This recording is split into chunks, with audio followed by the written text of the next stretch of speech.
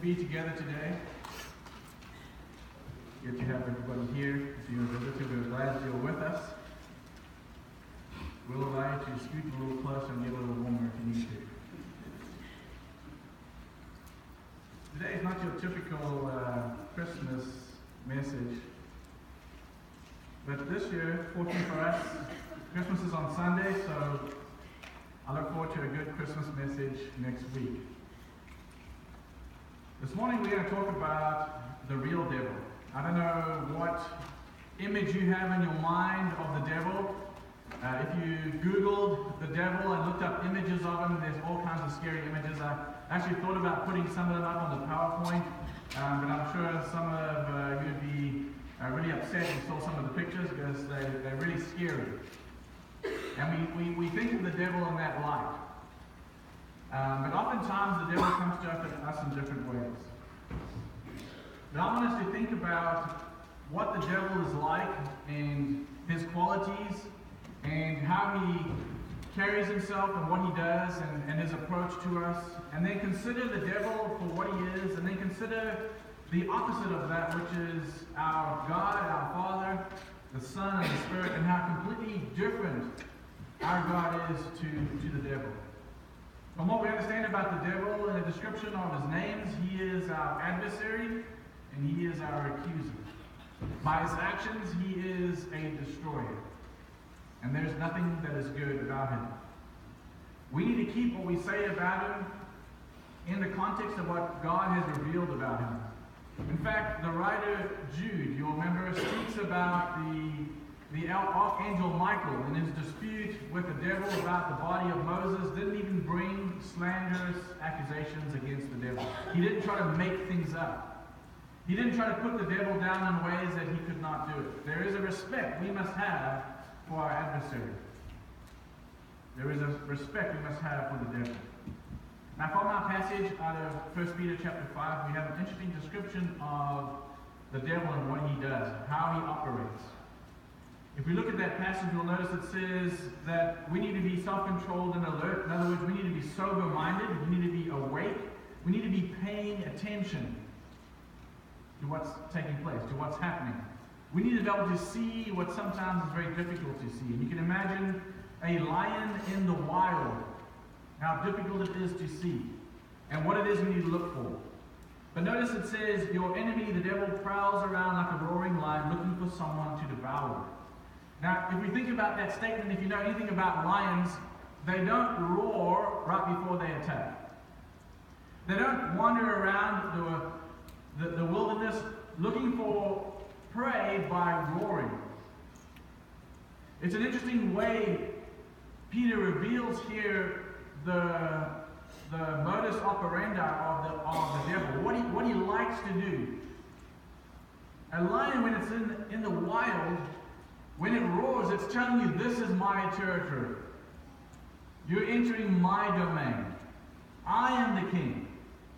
You are the prey. When we go out into the world, we've got to realize who the predator is. You see, sometimes we think it's our neighbor. Sometimes we think it's our coworker. Sometimes we think it's our enemies in our neighborhoods or on the streets. But it's actually Satan. And if you listen very carefully, you can hear his roar. He's marked his territory. This is his world. It's interesting that God created it, but yet Satan come and he's spoiled it for us. That's just what Satan does. That's how he operates. I saw an interesting interview with a wealthy individual that had wanted to go on a camera safari to Africa for a very long time. And he saved up money and he got his whole family to go, and they were really excited. And of course they didn't do the hunting thing, so they thought they would hunt the animals with cameras and they would take pictures. And on their journey, several of them were taking pictures of all the animals, others were taking pictures of those who were in the vehicle as they were driving around. And every time they stopped, they took pictures. And after going several days in Africa, taking all these wonderful pictures, they thought, wouldn't it be great if we put them together in a slideshow? And when we got back, we could show everybody. So they were really excited about it as they were taking all these pictures. But when they got home, they spent a few days collecting all the pictures they wanted. They looked over them for the clear ones, obviously. There were some using a regular camera. There were some that were blurry. There were some where there were pictures of people they didn't want, or animals in positions they didn't want, or where they wanted them on the film. They got the slideshow just right. They thought they'd spent a lot of time meticulously looking at each picture.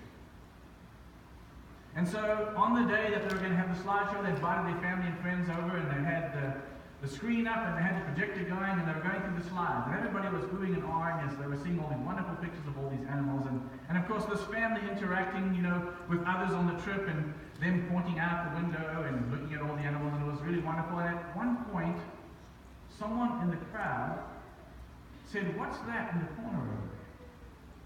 And of course, it was a picture of the party that had stopped on the side of the road. Everybody had got out of the vehicle. There were probably 20 or so people. And they were sort of mingling around, talking, someone looking off into the distance. But the guide had thought that it was safe enough for them to stop. And he had allowed them to get out of the vehicle because they could see for a long distance. But strangely enough, there in the picture, bottom left corner, while everybody was standing out there in the open, was a picture of a lion's head sitting in the grass, looking through the grass at all these people standing on the side of the road. Now, while they were over there, with the help of the guide, and with the company of all those people, they probably felt really safe. But they were not. I think sometimes we go out into the world, and we think because somebody's told us we're okay, we're safe, we can go about life as normal. As Christians, we've got to realize we are not safe. You took a picture of your life and you could see what is going on in your life, and you could perhaps not catch that physical image of the lion, you could catch the spiritual image of Satan. He would be there in every frame. You see, because the lion in his world is marking his territory. He knows who is his. You see, it's you who come into his domain that do not belong there. It's you who come into his domain who are his prey that he is going to devour. You see, when we go out into the world, that's the world. Satan already has those people. He doesn't have to convince them what kind of lives they need to lead. He could try to deceive you, the life that you need. You see, because you are the target. You think you enter out into this world and you're like everybody else. But you don't realize Satan knows who you are. Because there's something you have that he sees that even we don't see. You see, we've got a big target painted on us. We don't see ourselves that way. We think we can blend in. We think we can hide. We think when somebody looks over a crowd, they can't pick out who the Christians are. And that may be so. But Satan can. You see, because you have something that Satan recognizes right away. You have the Spirit of God. You can't hide. You see, to Satan, it is abundantly clear who is his and who is not. I don't want to scare you, but it does say we need to be aware of what Satan is doing. We need to be alert. We need to be sober-minded. We need to be aware of who our enemy is. But I want us to go through this lesson this morning thinking about what Satan is like, what he is really like, and for us not to give him too much power. Not to give him more than he demands. Because Satan demands more, and I think as we go through it, we'll see. And some of us maybe have played into Satan's demands. But at the same time, I want you to think about the opposite of what we're discussing. So you can start thinking about, in your own mind, how God is in comparison to Satan. So the first thing I want us to consider is that Satan is a created being. Satan is a created being. He's not exactly like you and I. It's obviously, he has different qualities, different talents, different skills, different abilities. But he's a created being just like you and I. And therefore, along with that come certain shortcomings. Look at what John says. He says that through him, this is through Jesus, all things were made. Without him, nothing was made that has been made. Now we may discuss what all things are, but all things excludes nothing. And therefore, angels would be included in this discussion. Now, you've probably heard people say that, well, that means God created evil. God created Satan, and therefore God created evil. That is not so. God created choice. He allowed us to choose, and he thought that if a created being would choose either the dark or the light, the wrong or the right, he would make a wise choice. But Satan did not. Look at the passage out of Revelation 12, 7, 8. It says, "And there was a war in heaven. Michael and his angels fought against the dragon," that is Satan. "The dragon and his angels fought back. But he was not strong enough. And they lost their battle in heaven." So Satan, a created being, rebelled against God in heaven. And God uses the other angels in heaven to fight this battle. And Satan is defeated and he's expelled from heaven. So Satan, in comparison to the other angels, could not defeat the angels that were for God. And so we get a little bit of a glimpse into the ability, the power of Satan in comparison to the other created beings. And then notice this passage out of Jude. It says, "And the angels, who did not keep their positions of authority, but abandoned their own home, these he has kept in darkness, bound with everlasting chains for judgment on the great day." So these angels once had positions of authority, but they decided to rebel against God, and therefore they lost their position. And so these created beings had the ability to do certain things. They had certain functions, certain roles to perform. And now they could no longer do them. Well, what can we learn about that? What can we understand about Satan? Knowing that he's a created being, knowing that he was created for a specific purpose, and knowing that he rebelled against that purpose, and now he's gone on to do something he wants to do. Well, that tells us something very interesting about Satan. You see, Satan, even though he believes, even though he thinks he's able to do things that are maybe more powerful, even though he's able to spoil God's creation, God's plan, even though he thinks he can do those things, he's wrong. He's mistaken. Because he's a created being, and a created being is designed for the function in which it was created to perform. Now, if you ever take something and use it in a way in which it's not supposed to be used, there are problems with it. It does not operate the same way. So Satan will never be complete. Satan will never reach his full potential. Because you see, he's a created being, and a created being must serve the Creator. I used to use an illustration, and I'll use it this time as it kind of explains it. I have friends that kind of complain because when they come up to my house and they kind of help me doing a project around the house, they'll say, "Regan, you don't have enough tools." And that's true. You get to my house, I don't have a lot of tools. You have to do all these little handyman jobs. That's just the way it is. And for a long time, I didn't even have a hammer. Okay? I didn't have a hammer in the house. So you know what I used? I used a crescent wrench for a hammer. So Debbie says to me, "Put this picture up on the wall." So I took the crescent wrench and you turn it sideways. It's got a nice flat surface. It's pretty heavy. And if you hold it right and you control it well, you can hammer a nail on the wall. So I was hammering this nail on the wall, and I think it hit a stud, and I slipped and I hit the little spindle inside and knocked it out. There goes my crescent wrench. I have a wonderful odd-shaped hammer, but no longer a crescent wrench. You see, if we use that illustration, God created Satan to be an angel of his, an angel of light. God created Satan to be a crescent wrench.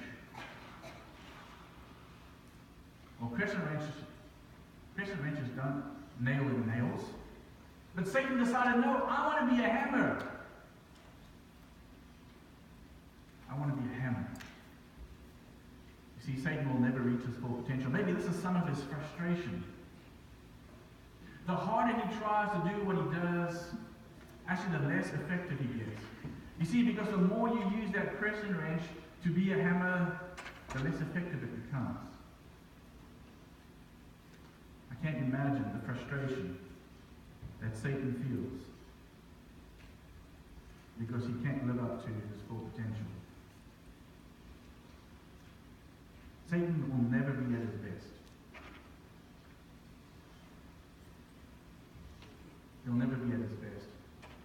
What that tells me is Satan has even limited himself. We're dealing with a created being that is frustrated and is limited by what he can do. Now, if you ever face an enemy like that, there are obviously some problems with it. You know, they always say, watch out if you're out hunting and you wound the animal you're trying to kill, because after a while it may turn around and you may be the prey. So you've got to be careful with Satan. He's not a happy camper. And he's out to get you.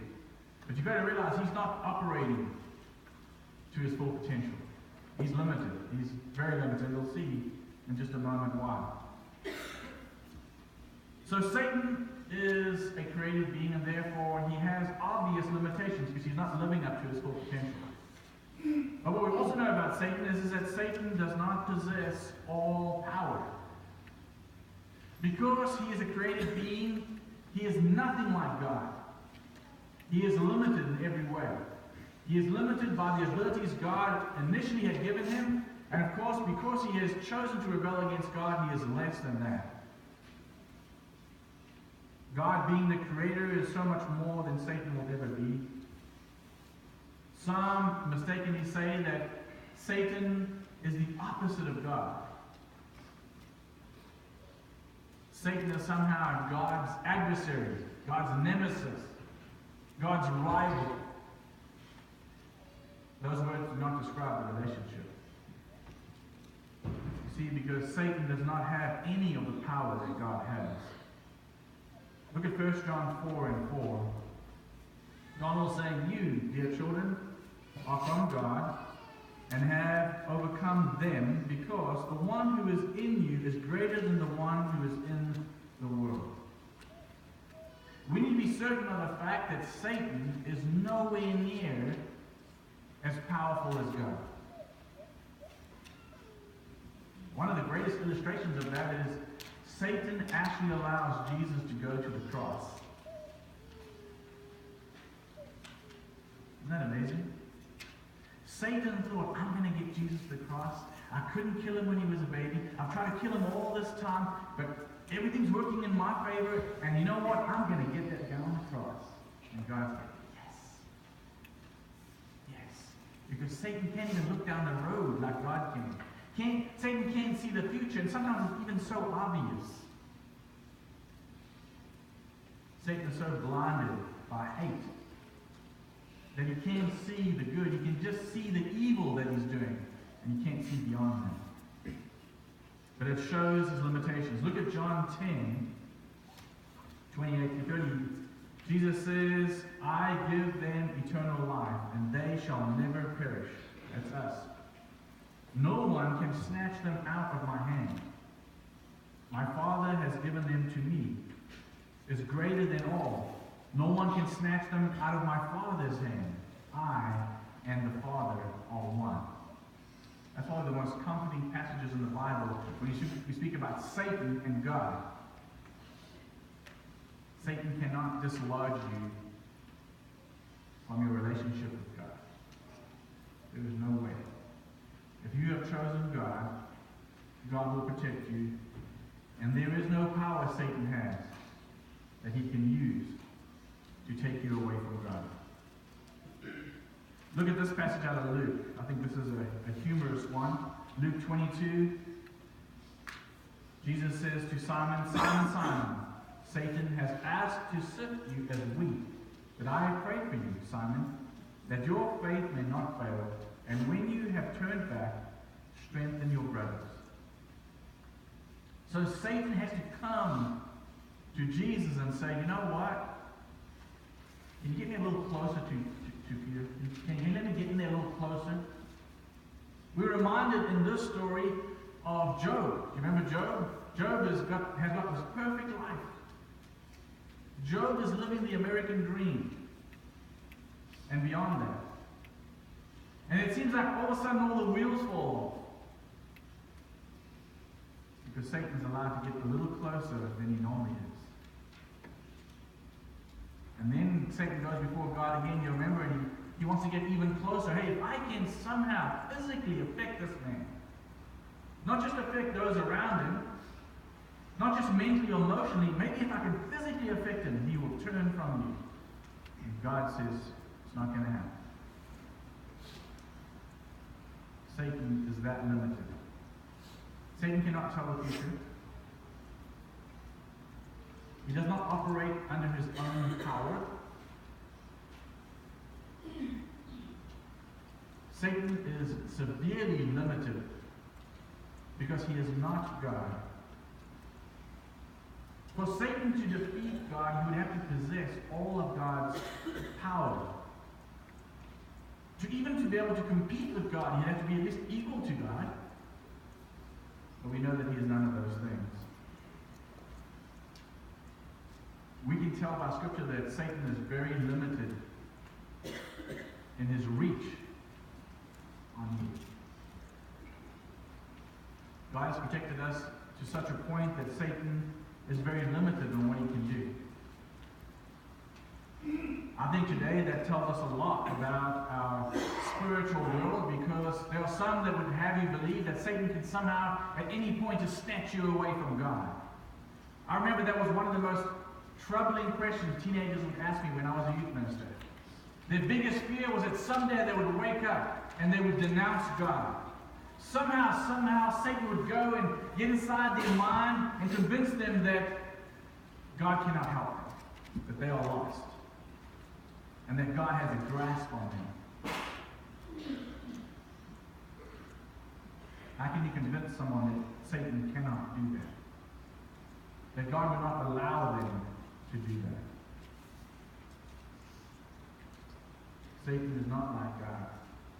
He does not have his strength, he does not have his power, and he certainly does not have his ability. But Satan, because of that, is not self-sustaining. He's not self-sufficient. He can't survive on his own. Just like a fish out of water cannot survive. Just like a human being left in space cannot survive. Satan cannot survive without God. Satan depends on God to survive.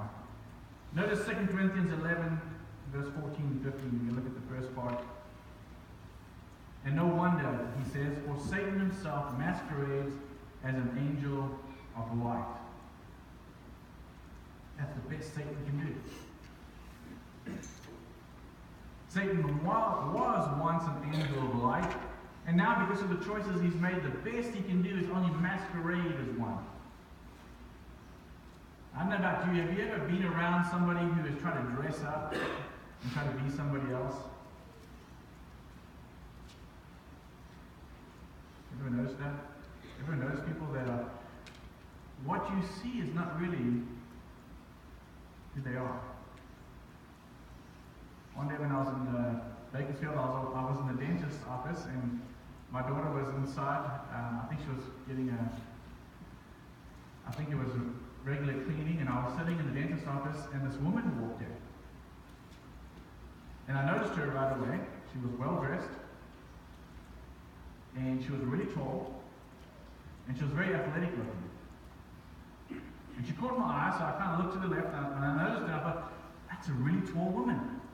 You know, so often you see a woman that's 6'2", 6'3", and weighs about 200 pounds. It's not often you see a woman like that. So I noticed her. And she had this long blonde hair, and she had makeup on, blue eyes. And she came and sat down about 3 seats away from me. And at one point, I kind of glanced across to the left, and I noticed this huge Adam's apple on her neck. I said, there's something wrong here.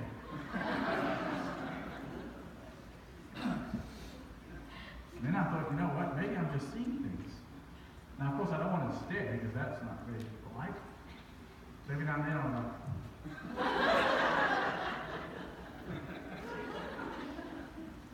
and then when she spoke to the receptionist, I realized, see, that's the best Satan can do. The best Satan can do is try to be that angel of light, but he cannot do that. We live in a world in which criminals exist, criminals survive, criminals thrive because of the ordered society we have. See, because they hide among us. They masquerade as law-abiding citizens when they are not. And when you're asleep, and you can defend yourself less, they come out to play. So they can hide. Notice this passage out of Matthew 4. Again, this is Jesus' temptation. The devil took him to a very high mountain and showed him all the kingdoms of the world and their splendor. All this I will give you, he said, if you will bow down and worship me. I don't know if God was trying to be facetious, if he was showing the humor in this. This is like me going out into the parking lot and finding your car. Your car. And then I get somebody else out there and I say, do you see this nice car? It's my car. I'll sell it to you for $10,000. And you'd be saying, hey buddy, that's not your car. You can't sell my car. And certainly not for $10,000. It's worth a lot more than that. I can imagine God thinking, what is Satan trying to do? He's trying to sell Jesus back what he made? So futile. See, that's the best Satan can do. The best Satan can do is just try to sell back something that's not even his. Notice this passage out of Matthew 12, verse 25-26. Jesus knew their thoughts and said to them, every kingdom divided against itself will be ruined, and every city or household divided against itself will not stand. If Satan drives out Satan, he is divided against himself. How then can his kingdom stand? You see, even Satan has to use good things to get his job done. You see, we speak about no honor among thieves. You know, that's a saying we use. But to some degree, there is some kind of cooperation, isn't there?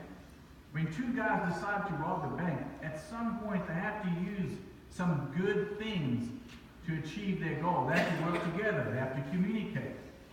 They have to share afterwards. You see, the truth is evil depends on good. Evil can't survive without good. Satan cannot survive without God. He needs God. You see, the opposite is true of that. Good does not need evil to exist.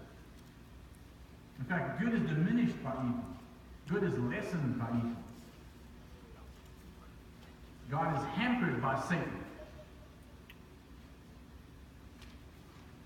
Satan is not necessary. The truth is, as we look ahead to eternity, we look ahead to a place where things will be perfect.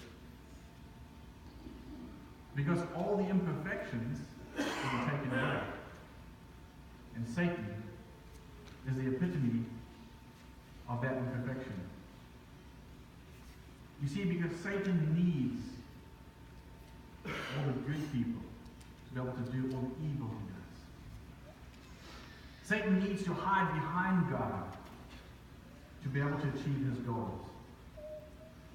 You see, because all the rules that God has set up that we live by are the ones Satan uses to maneuver through in life.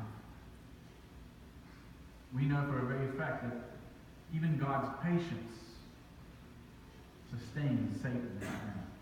God could end everything right now. He could say, this very moment, he could send Jesus back to claim his.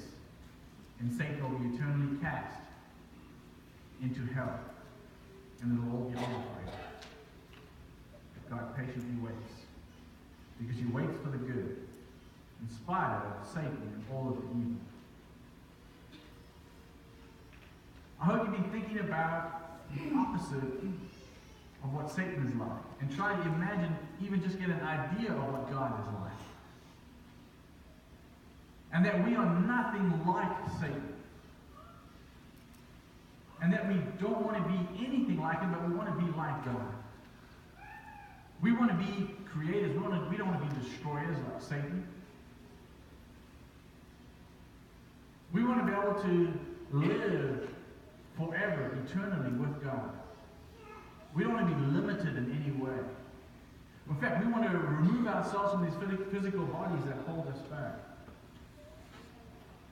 And we want to go to a place where we don't need to sleep or eat or feel pain anymore and suffer. We want to be free. We want to be truly free. And that freedom will come in the presence of our Creator. He will allow all those things to happen. And those are the things that wait ahead of us. I want you to know this morning that you are safe with Jesus. You are safe with Jesus. Because Satan is a created being and he's limited in many ways. Satan does not have the power sometimes we give him, the control sometimes we give him. And Satan certainly cannot exist without God. He is dependent on God, not God dependent on him. We are blessed to be able to have a relationship with God. We may struggle in life. We may not be able to hide from Satan because he can see who we are. But we are protected. We are kept safe. And we are on a journey to an eternal home where all of these problems that we have in this life will be taken away. I encourage you to think about that as you go through this week. Don't forget that Satan knows who you are and you cannot hide. But at the same time, realize that God is taking care of you. And he's going to get his will done in your life. We have a song prepared at this time. If you need anything,